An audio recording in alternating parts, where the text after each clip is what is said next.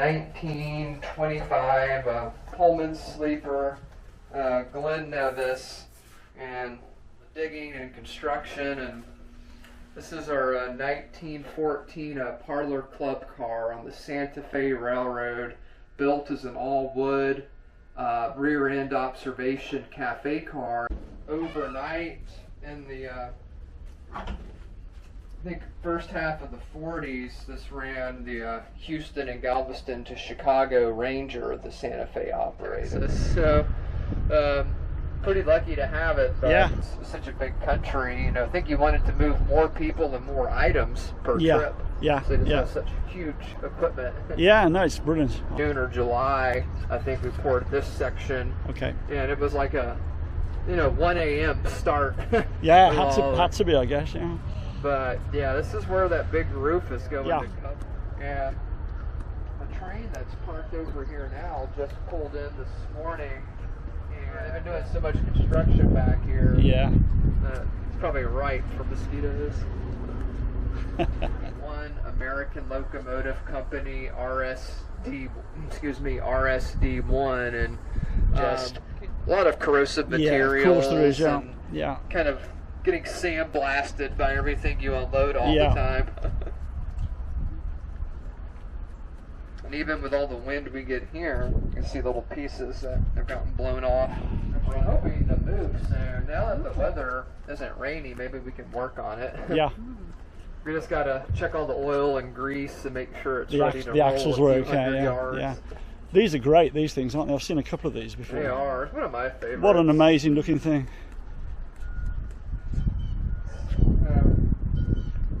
So kind of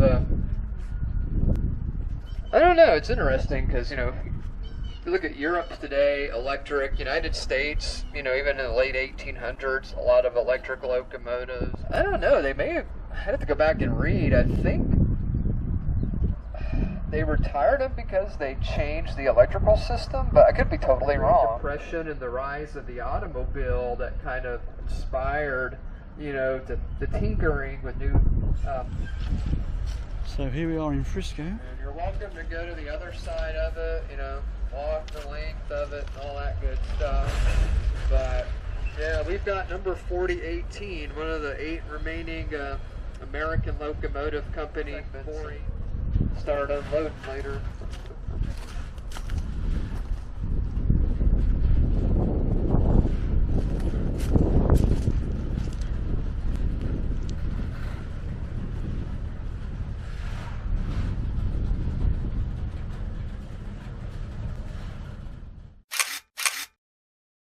History from just teaching it and studying it, but to see a lot of these certain pieces for the first time in person.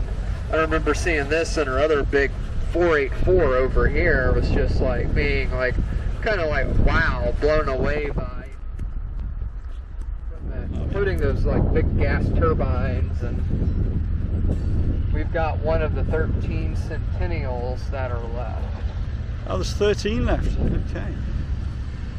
I'm not going to start trying to seal those. Sorry, here we go.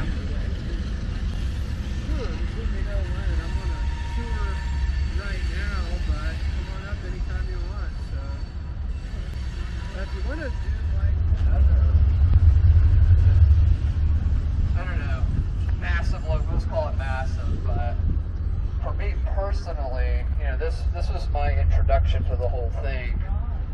Was this big 484 Northern steam locomotive. And Northern was the most used nomenclature for a 484 last year and painter availability. But yeah, we'll walk out this way. Sure, it looks good.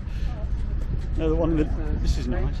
1917, and just got this steam locomotive and all the appropriate, first half of the 1900s.